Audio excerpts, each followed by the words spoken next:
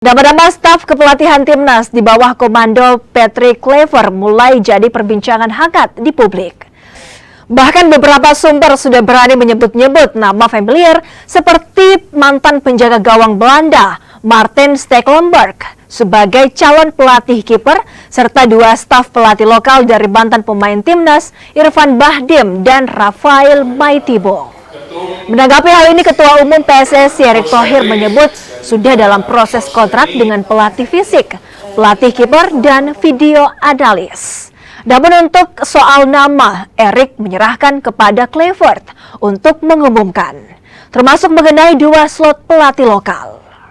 Untuk proses perekrutan pelatih lokal, sesuai dengan kesepakatan waktu interview, nanti kita kasih slot 2 pelatih lokal. Nanti tentu kita akan bikin database, kita akan silahkan, tapi yang menseleksi langsung dari tim kepelatihan Coach Patrick, bukan kami.